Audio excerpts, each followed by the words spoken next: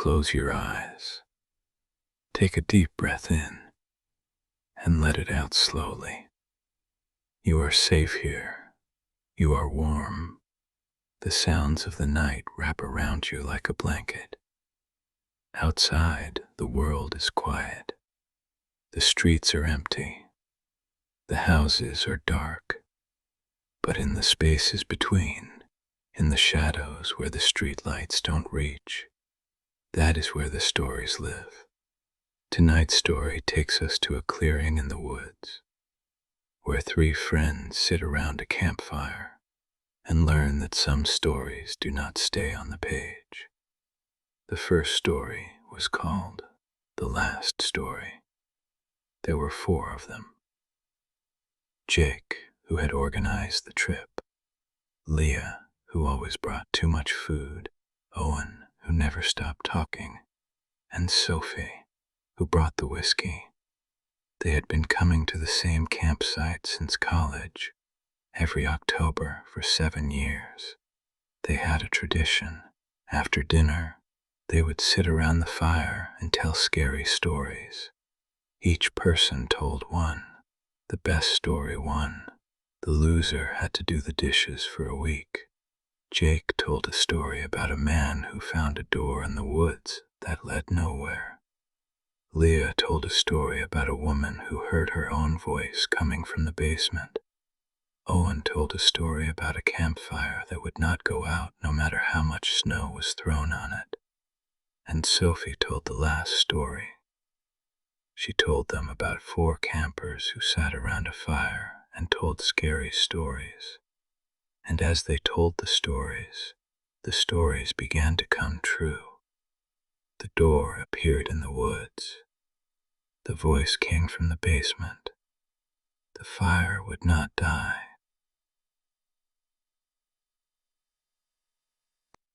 Owen told a story about a campfire that would not go out, no matter how much snow was thrown on it.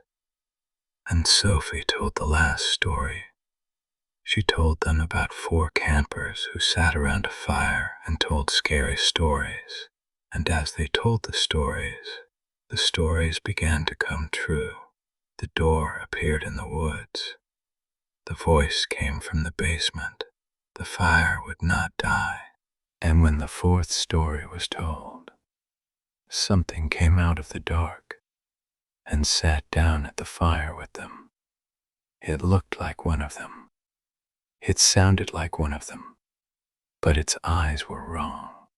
Its smile was too wide, and when it spoke in every voice at once.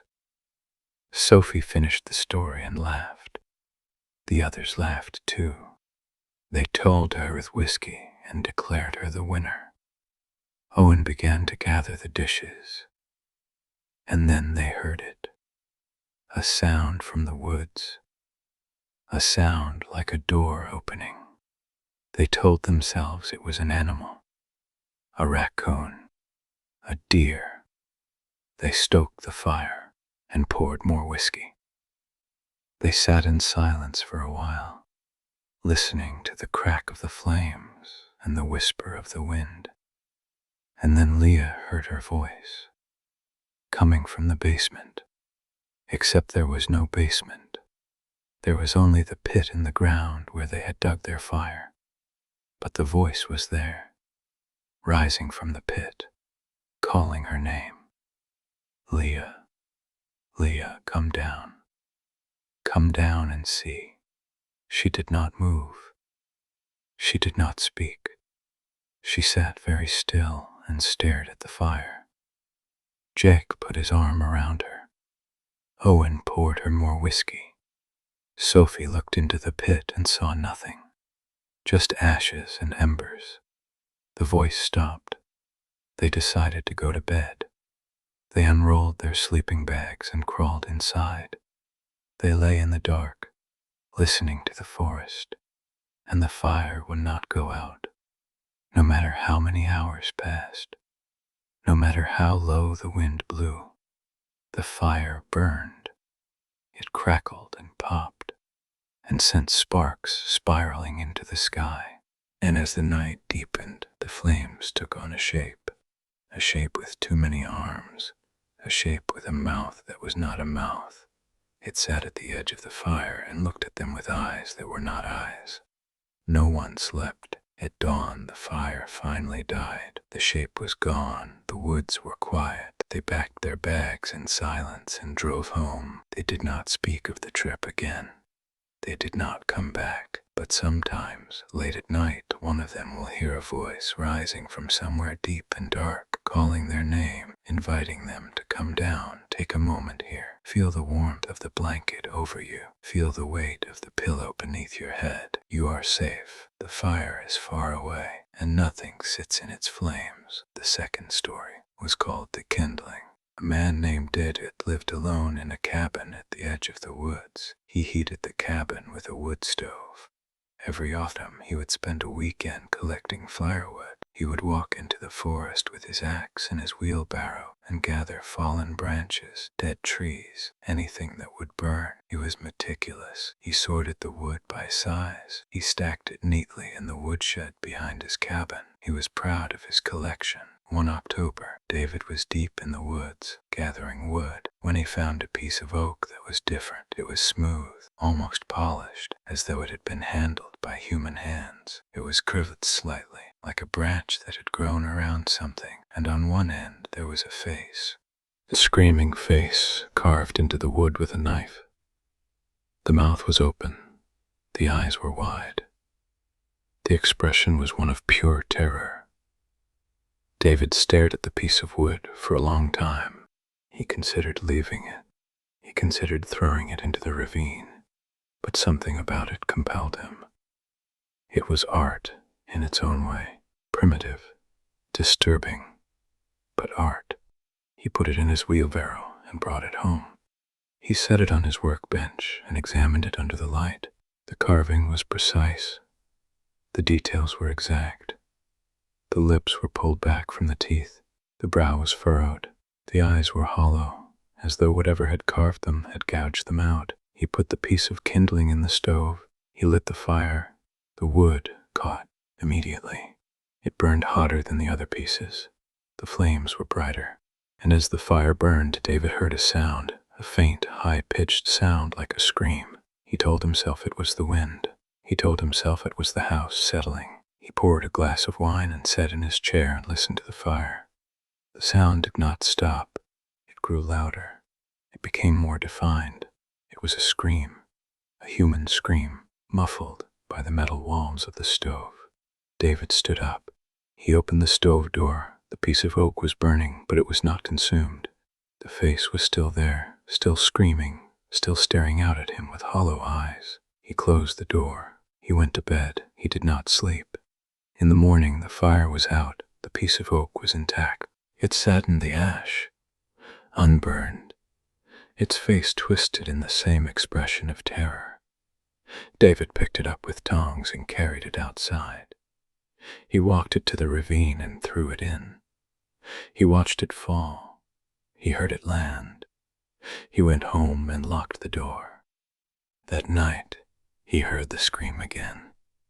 Not from the stove, from the ravine. He could hear it, faint and distant, rising from the bottom of the gorge. A scream that did not stop, a scream that was getting closer. He put his hands over his ears.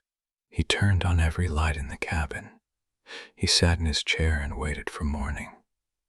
When dawn came, the screaming stopped, but the piece of oak was back on his workbench. He had not brought it back. He had not left the cabin. It was simply there, as though it had climbed out of the ravine and walked home. David sold the cabin the following week. He moved to the city. He lives in an apartment now, with electric heat and no fireplace. But sometimes, when the building is quiet, he can hear it, a faint scream rising from somewhere deep in the walls. And on a shelf, behind a row of books, there is a small piece of oak with a face carved into it, and the mouth is still open, and the eyes are still hollow. and the expression is still one of pure terror. The third story was called The Embers. There were two of them, a man and a woman. They had been married for 30 years. They loved each other deeply. They had a ritual. Every evening, after dinner, they would sit on the back porch and watch the fire pit in the yard. They would light a fire and watch it burn. They would talk about their day. They would sit in silence. They would watch the embers glow and fade. It was their favorite part of the day. One evening in November, the man died. He was sitting in his chair, watching the fire, and his heart stopped. The woman was sitting beside him. She felt him go. She held his hand and watched the fire burn down to embers. She did not move. She sat in the dark and watched the embers glow. The next evening, she lit the fire again. She sat in her chair and watched the flames. She talked to him. She told him about her day. She told him she missed him. She told him she loved him. The fire burned down to embers. The embers glowed and faded, and then, from the ashes, a voice spoke. It was his voice, soft and low and warm, just as she remembered. It said her name. She leaned forward. She stared at the ashes. The embers pulsed, faintly, like a heartbeat. The voice spoke again. It told her it was all right. It told her it was not gone. It told her to sit with it, to stay, to keep the fire burning. She did. She lit the fire every night. She sat in her chair and watched the embers. And every night, the voice came. It told her stories about their life together. It told her things only he would know. It told her it loved her. She smiled. She talked it back. She told it she loved it too. Weeks passed. The woman stopped leaving the house. She stopped answering the phone. She stopped eating. She only sat by the fire and talked to the voice. Her daughter came to check on her. She found the woman in the chair, staring at the fire pit. The fire was out. The ashes were cold. The woman was speaking to the ashes, and the ashes were speaking back. The daughter tried to take her mother home. The woman refused. She said he was here. She said the fire kept him here. She said if she stopped burning, he would be gone forever. The daughter called a doctor. The doctor came and examined the woman. He said she was suffering from grief. He said she needed rest and care. He said she needed to leave the house. The woman screamed. She grabbed the matches from the table and lit the fire. The flames rose. The embers glowed. The voice spoke. And the voice said, "Do not take her from me. I am here. I am waiting. I am so close." The daughter pulled her mother from the chair. The woman fought. She clawed and screamed and begged to be let go. The daughter dragged her to the car and drove her to a care facility. The woman spent 3 months there. She was medicated. She was counseled. She was told that the voice was not real. She believed them. She agreed to go home. She returned to the house. The fire pit was cold. The ashes were scattered. She sat in her chair and looked at the empty pit, and she heard the voice, faint and distant, rising from the ground itself. It said, "I waited for you. I'm still here. Just light the fire. Just light the fire, and I will come back." She reached for the matches, and she has not stopped reaching. Take a moment here. The stories are just stories. The fire is just fire. You are warm and safe, and the darkness around you is gentle. You are home. You are safe here. The campfire is far away, and the stories it tells do not follow you. Close your eyes. Let the darkness hold you. Sleep well.